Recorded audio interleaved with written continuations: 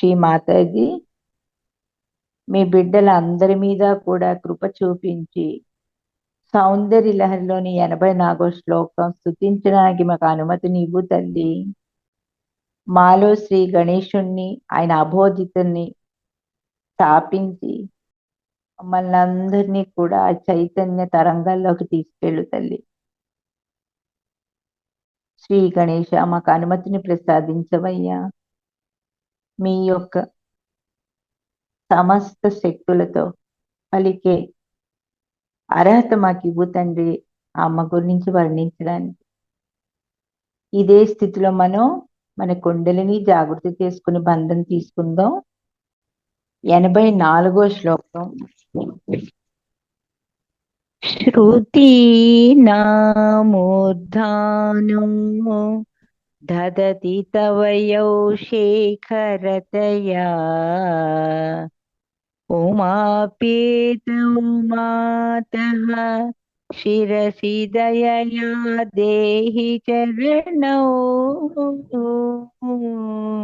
యయో పాద్యం పాతః పశుపతి జటాజూట తటిని యయో లాక్ష లక్ష్మీ అరుణ హరి చూడామణి రుచి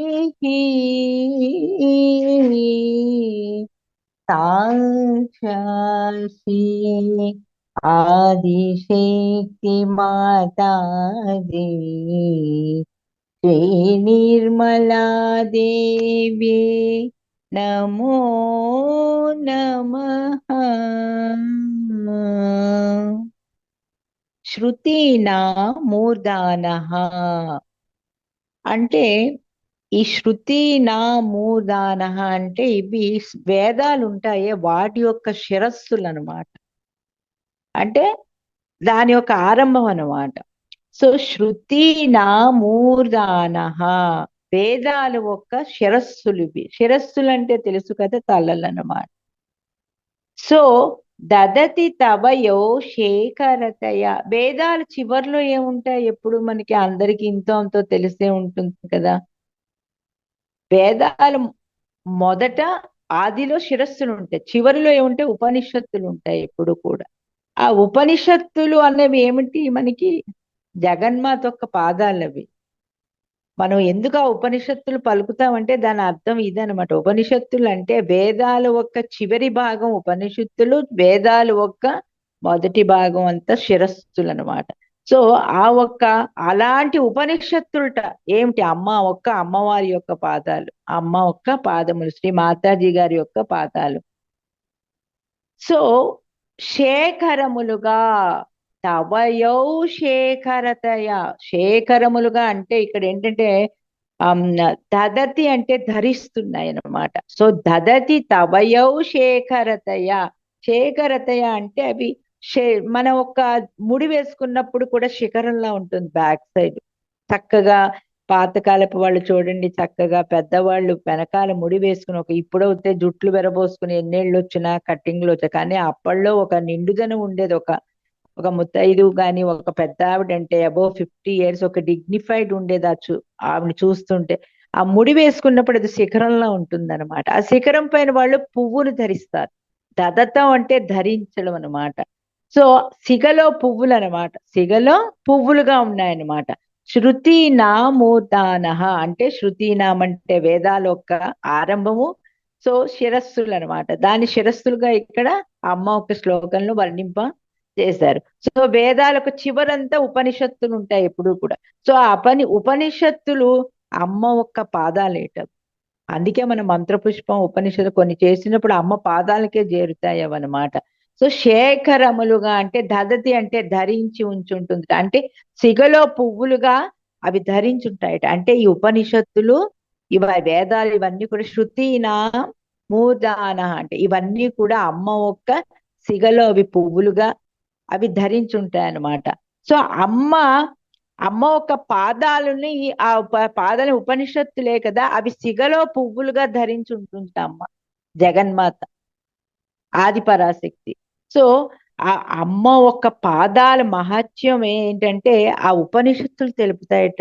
మామూలు వాడికి అర్థం కాదు అది. మనం సహజయోగంలో ఉన్న శ్రీమాతాజీ గారు మనకి అమ్మ ఆది పరాశక్తి మనకి అలా తెలియపరిచారు పాదాల యొక్క మహత్తుని. కానీ మామూలు వాళ్ళు అమ్మ ఒక చదువుతారు అంతేగాని అమ్మ ఒక పాదాల యొక్క మహత్తుని వాళ్ళు తెలుసుకోలేరు. సో అమ్మ యొక్క పాదాల మహత్యని ఆ ఉపనిషత్తులు తెలుపుతాయట. అందుకే ఆ ఉపనిషత్తులు అన్నది ఎడ్జ్ లో వచ్చింది. అది అమ్మ పాదాలు, జగన్మాత యొక్క పాదాలు ఉపనిషత్తులు. అర్థమైందా? సో అదనమాట. సో వేదాలు అనేది ఎంత ఇంపార్టెంట్. శ్రీమాతాజీ గారు మనకి ప్రతి సీపులో ప్రతి ఒక్క స్పీచ్ లో కూడా వేదాల గురించి పాయింట్ తీసుకొచ్చారు. మనము విన్నామో లేదు కానీ Vedas Vedas road like that Vedas. So అన్ని కూడా అమ్మ చెప్పిన పలుకులకి, ఆదిపరాశక్తి పలికిన పలుకులకి మనకి సహజయోగాలు ఆ తల్లి చెప్పింది ప్రతిదీ కూడా వారి రెండు ఈక్వల్లే అవుతాయి మనకి. సో అమ్మ యొక్క పాదాల మహత్యం అంతా కూడా ఉపనిషత్తుల్లో ఉంటుంది అన్నమాట. అవి చెబుతూ ఉంటాయట. అందుకే అంతటి పవర్ ఉపనిషత్తులు అంటే. సో ఆ తల్లి యొక్క చరణాలు ఎప్పుడు కూడా మనం ఎందుకంత we will keep attention on mother's lotus feet. అమ్మ ఏమంటారు, ఈవెన్ వెంకట్రమణమూర్తి కూడా ఏమంటారు, నా పాదాలనే చూస్తూ ఉండమంటారు. చాలా సార్లు అంటే అందుకే ఆ చెయ్యని అభయ్ ఇలా కిందకు ఉంటుంది తిరుపతిలో. సో ఇక్కడ కూడా ఏంటంటే మనకి ఆ జగన్మాత కూడా శ్రీ మాతాజీ గారు ఏంటంటే చరణాన్ని చూడమంటారు ఆవిడ ఎప్పుడు. ఆ రెండో చెయ్యి కిందకు ఉంటుందంటే you just look at in to my lotus feet. So ఆ లోటస్ ఫీట్ ని ఎప్పుడైతే మనం అటెన్షన్ పెట్టి ఎక్కువసేపు చూడండి, మనం మెడిటేషన్ చేసే ముందర ఎక్కువసేపు మనకి వెంటనే మనం క్లోజ్ చేస్తాం కానీ కాసేపు అమ్మ పాదాల్ని మనం రిలాక్స్ అయ్యి ప్రశాంతంగా కూర్చుని వెంటనే బంధం తీసి లేదు, మనం ఫస్ట్ రిలాక్స్ అవ్వాలి. ఒక 10 నిమిషాలు అమ్మ ఒక లోటస్ ఫీట్ లోకి తదేకంగా చూడాలి. ఆ చూసినప్పుడు ఏమవుతుందంటే మనకి ఆ వేదాలలోని ఉపనిషత్తులు, ఆ ఉపనిషత్తులన్నీ ఆటోమేటిక్ గా ఆ రోజు ఏ సెక్షన్ మనం తీసుకోవాలన్నది ఆ పాదాల నుంచి మనకి అది ఆ బ్రహ్మజ్ఞానం వచ్చేస్తుంది. మనం ప్రిపేర్ అవ్వక చాలా మంది ప్రిపేర్ అవుతారు 2 days అక్కర్లా. ఆ టైంలో ఆవిడ ఏం పలికిస్తుందో ఆవిడ పలికించేస్తారు అనమాట. సో ఆ పాదాలకు అంతటి పవర్ ఉందన్నమాట. అమ్మ ఒక్క చరణాలు ఎప్పుడైతే మనం అటెన్షన్ పెట్టి తదేకంగా చూస్తూ ఉంటామో కాసేపు, అప్పుడు ఏమవుతుందంటే ఆ సమస్త వేదాల్లో ఉన్నటువంటి సారాంశం అంతా కూడా మన శరీరంలోకి ఎంటర్ అవుతుంది. మొత్తం అంతా మన ఒక శరీరంలో అణువున కూడా అయ్యి బ్రహ్మరంధ్రం ఓపెన్ అవుతుంది అనమాట. సో దీనికి యాక్చువల్ గా ఏంటంటే ఈ వేదాలు ఏంటంటే ఇక్కడ ఏంటి అర్థం, అమ్మ అమ్మ అంటే జగన్మాత అంటే ఏంటి, అమ్మ ఒక్క పాదాలని పాదాలని ప్రతి ఒక్క స్త్రీ కూడా తన మీద ఉన్నటువంటి ఆ సిగలో పువ్వు కింద ధరిస్తుంది. శృతి నామూదాన దదతి తన యౌశేఖరతయ, తన శిఖరంలోని, శిఖరం అంటే ఇక్కడ బ్యాక్ ఆజ్ఞ మీద ముడి వేసుకున్నప్పుడు ఆ ఒక్క పువ్వును ఆవిడ ధరిస్తుంది. ఏలి అమ్మ పాదాలకి సమర్పించినటువంటి ఆ ఒక్క పుష్పాన్ని. పుష్పం ఏంటి ఇక్కడ ఉపనిషత్. ఉపనిషత్ అంటే ఏంటి? సో మనకి మొత్తం జ్ఞానాన్ని మనం అణువణున కూడా ఆ తల్లి కురిపిస్తుంది. నమో దేవి మహాలక్ష్మి అంటే ఇక్కడ ఏంటంటే మనకి ఈ వేదాలు ఎక్కడి నుంచి వచ్చాయి మనకి, బ్రహ్మదేవుడు కదా. సో ఆ వేదాలన్నీ వచ్చింది బ్రహ్మదేవుడి నుంచే కదా. ఆ వేదాల తత్వం అంతా ఏంటి, ఉపనిషత్తులు అన్నమాట. సో ఈ ఉపనిషత్తులన్నీ ఎక్కడి నుంచి వచ్చాయి, దేవి పద్మంలోంటి పాదాల నుంచి వచ్చాయి అన్నమాట. అంటే దేవి ఒక్క పద్మంలోంటి పాదాల నుంచి వచ్చాయంటే ఎందుకు వచ్చాయి అవి?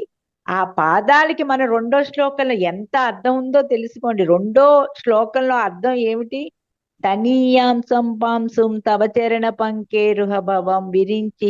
విరించి అంటే బ్రహ్మదేవుడు అమ్మ ఒక్క పద్మంలోంటి పాదాలకు నమస్కరించి ఆ గడ్డి పోగుని తన శిరస్సుపై ధరించబట్టి ఆయన ఆయన ఏమీ కాదు, ఆయన ఏమీ చేయలేడు. ఆ పాదధూళిపైన ఉన్నటువంటి ఆ పాదపురికి నమస్కరించబట్టి ఆయన శిరస్సు అక్కడ తగిలి ఆ ధూళిని ముట్టుకున్నందుకు, స్పర్శించినందుకు ఆయనకి బ్రహ్మజ్ఞ అంటే వేదాల్ని అంతా కూడా క్రియేట్ ఎలా చేయాలి, వేదాలను ఎలా సృష్టించాలనేది ఆయనకి ఆ ఒక్క భావన కలిగింది, సృష్టికర్త అయ్యాడు.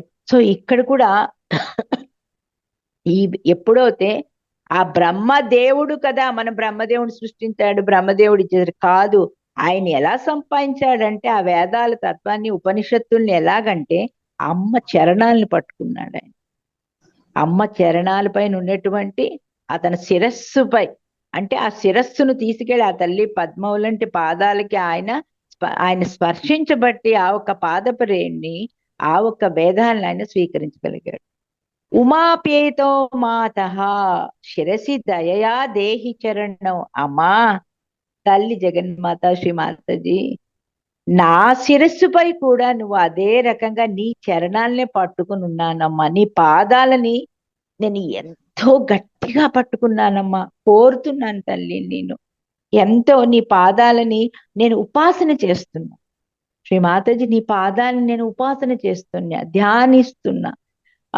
దయ చూపించు నా మీద తల్లి.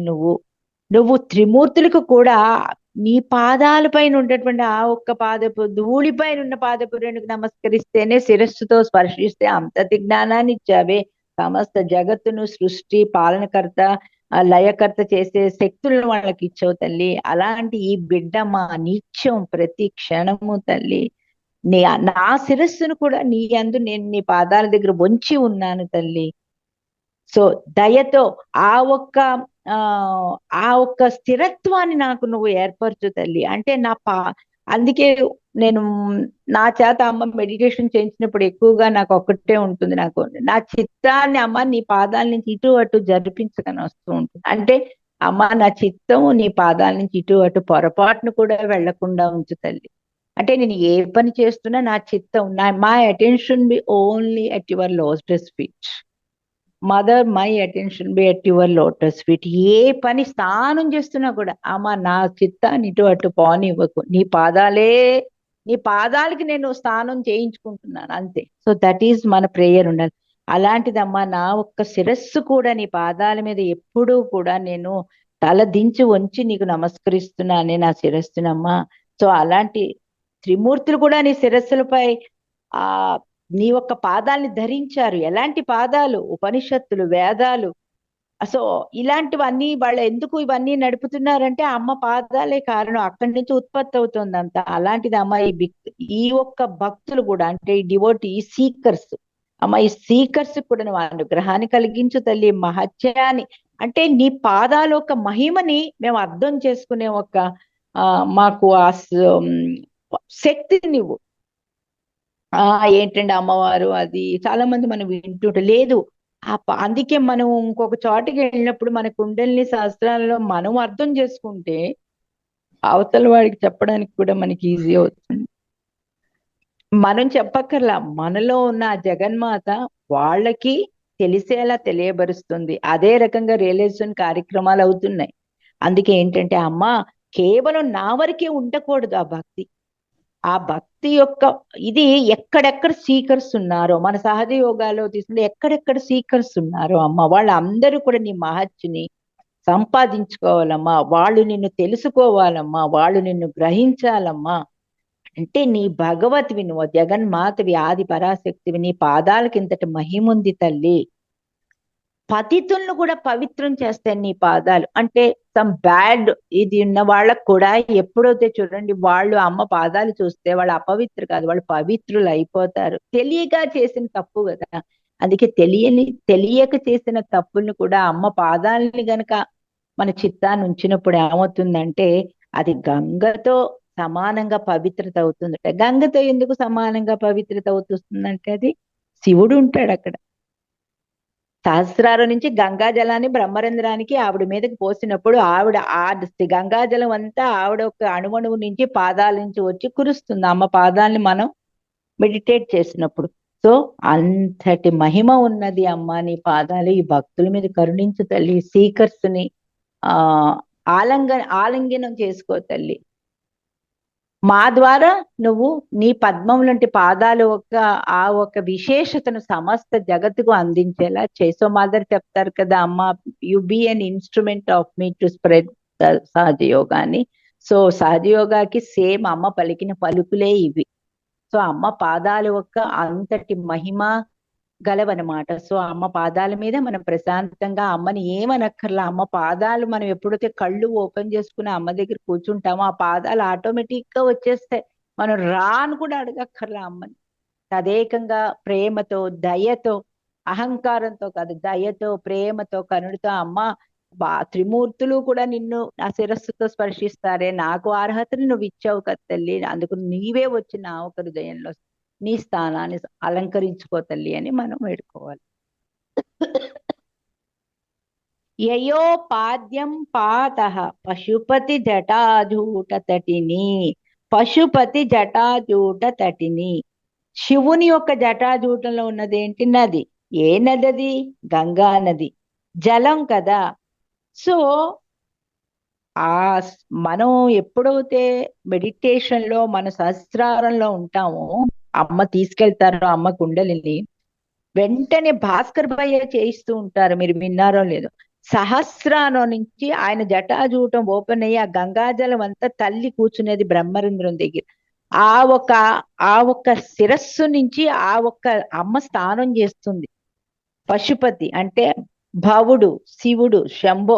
సో ఆయన జటాజూటం నుంచి కురుస్తున్నటువంటి ఆ గంగాజలం అంతా కూడా అమ్మని తడుపుతుందన్నమాట. సో పశుపతి జటాజూట తటిని, అమ్మా శివుని జటాజూటంలో ఉన్న నది ఉందే అది గంగా నది కదా తల్లి. ఆ గంగా నది జలం అంతా కూడా అమ్మ నీ పాదాలను కడుగుతుంది. ఆయన నుంచి అందుకే మనం చూడండి, మనం సహస్రారం సహస్రారం పై వరకు ఎప్పుడు మనం ఇంకా ఇంకా కిందే కొట్టుకుంటున్నాం. మూలాధార, స్వాదిష్టాన, అది అక్కర్లా. అసలు మనం హార్ట్ నుంచి పైకే ఎప్పుడు మన ధ్యాన స్థితి ఉండాలి. సో అదేంటంటే అక్కడ నుంచి ఆ పరమేశ్వరుడు యొక్క సహస్రారంలో అమ్మ బిడ్డలు ఎవరైతే మెడిటేషన్ చేసినప్పుడు, సహస్రారం జరిగినప్పుడు ఆ పరమేశ్వరుడికి తెలుస్తుంది.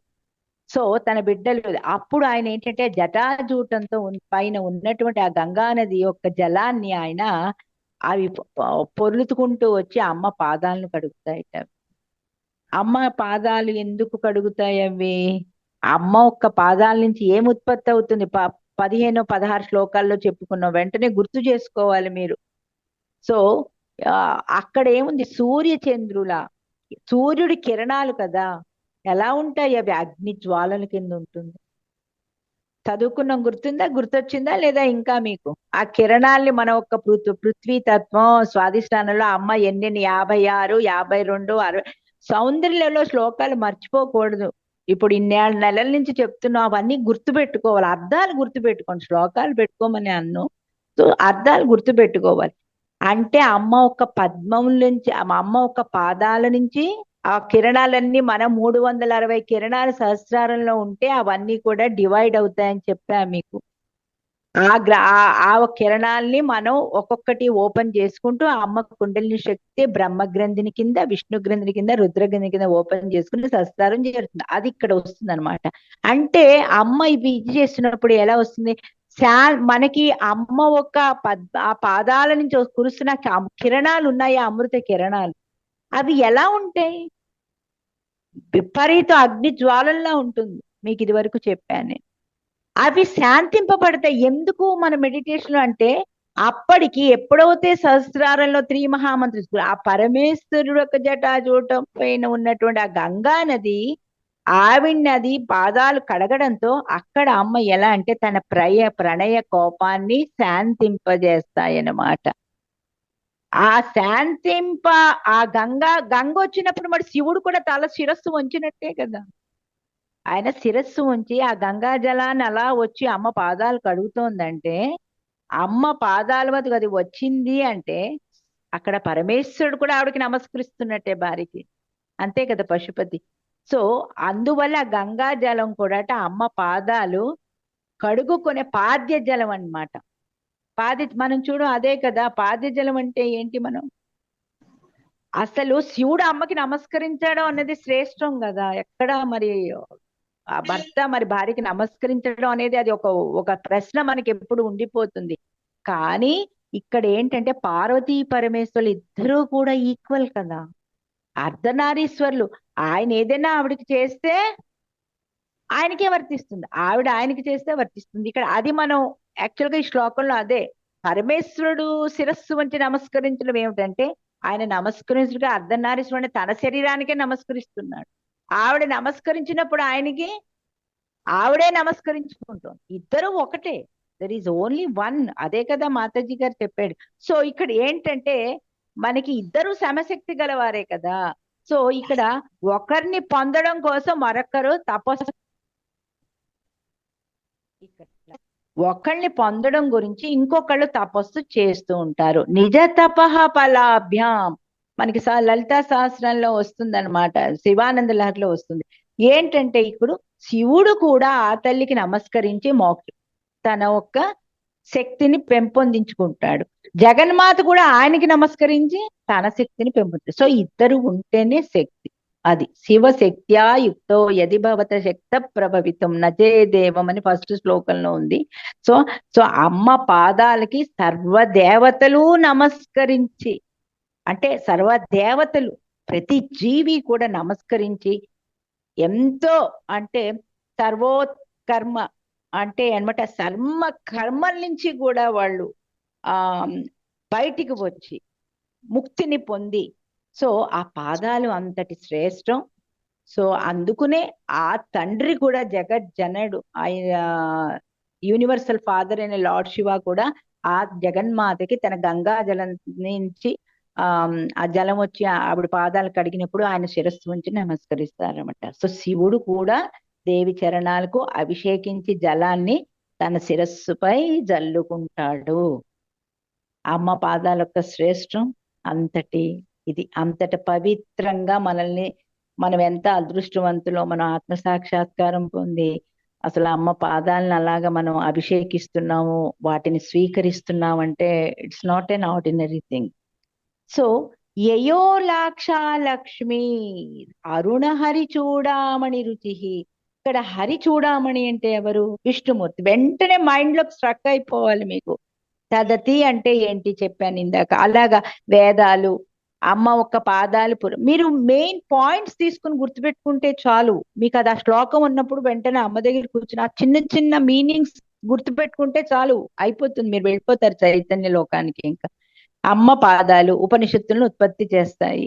సో ఆ పాదాల్ని వాళ్ళు త్రిమూర్తులే దర్శించి స్పర్శించినప్పుడు వాళ్ళకి వచ్చిందే ప్రతి ఒక్కటి కూడా. అలాంటిది ఈ పాదాలని మనకి కూడా అమ్మ అంతా మన శరీరంలో అణువణువు కూడా శాంతింపజేస్తుంది. అణువు కూడా మనం రంజింపబడతాం. సో ఈ రకంగా మనము అనుకున్నప్పుడు ఆ చైతన్యం యొక్క ఇది మనం ఇంకా వేరే ఆలోచించకుండా మన చిత్తం ఎప్పుడు అమ్మ పాదాల దగ్గర ఉంటుంది. ఏయో లా లక్ష్మి అరుణ హరి చూడామణి రుచి. హరి చూడామణి అంటే ఇక్కడ విష్ణుమూర్తి ధరించి ఉంటాడే ఆ కిరీటం పేరు అన్నమాట. అది అది అరుణ రుచి అంటే ఎర్రని కాంతితో కూడి ఉంటుందట. అంటే విష్ణుమూర్తి తలపై కిరీటంలోనే ఎర్రని పద్మరాగం వంటి మణులు ఉంటాయన్నమాట. అవి కాంతియుతంగా ఉంటాయి. విష్ణుమూర్తి ఎప్పుడు కూడా ఎర్రటి మణులతో, పద్మరాగ మణులు అంటారు, అంటే పద్మంలో ఉంటాయి అవి. సో మనం అమ్మను ఆ స్వరూపంలో చూసినప్పుడు కొన్ని ఫొటోస్ లో మనకి డెఫినెట్ గా అదే రూపంలో అమ్మ కనిపిస్తారు. సో హరి చూడామణి అంటే, హరి చూడామణి అంటే విష్ణుమూర్తి ధరించినటువంటి కిరీటం అది ఎర్రని కాంతులతో ఉంటుంది అనమాట. ఆ ఎర్రని కాంతులు ఏమిటి ఇక్కడ? అరుణ హరి చూడామణి రుచి.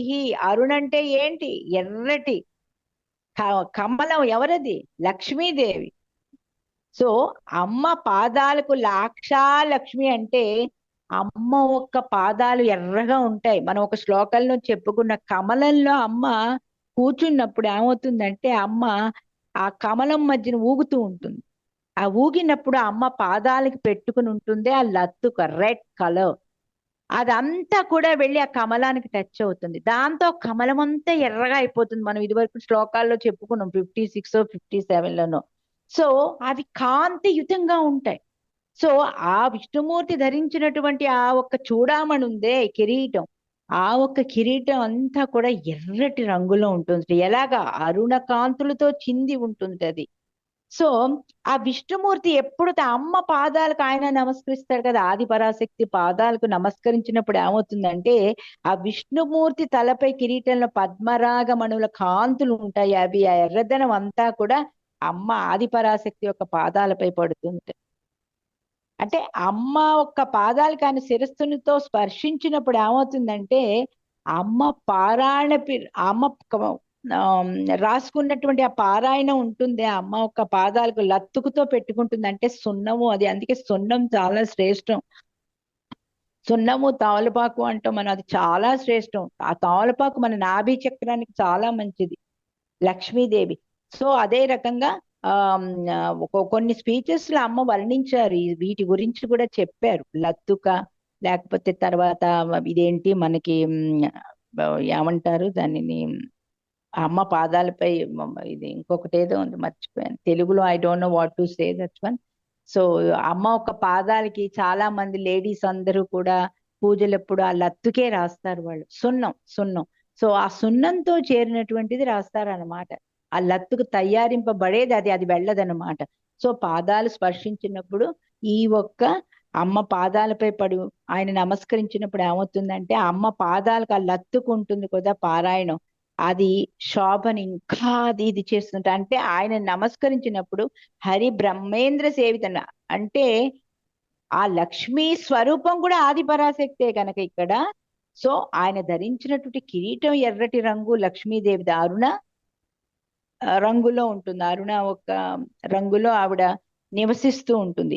ఆయన ఆది పరాశక్తి పాదాలకు నమస్కరించినప్పుడు ఆ లత్తుకో కూడా చాలా ఎంతో కాంతితో మెరిసిపోతూ ఉంటుంది అనమాట. సో అమ్మ కూడా, అమ్మకి పాదాలకి, ఆది పరాశక్తి పాదాలకు ఆ విష్ణుమూర్తి కూడా మనకి యయోలక్ష్మి అరుణహరి చూడామణి రుచి, అంటే విష్ణుమూర్తి తలపై కూడా అమ్మ పాదాలు ఆ ఒక్క what you say for that, పాదాలు అక్కడ ఆయన ధరించి ఉంచాడు. అంటే ఆయన కిరీటం పైన కూడా అమ్మ పాదాలు స్థిరపడి ఉన్నాయి. కేవలం మన ఒక్క అమ్మ అడుగుతాం కదా మనం మెడిటేషన్ లో, అమ్మ నీ పాదాలని నా శస్త్రాలలో స్థిరపరచు, నీ పాదాలని నా హృదయంలో స్థాపించు అని అంటామే.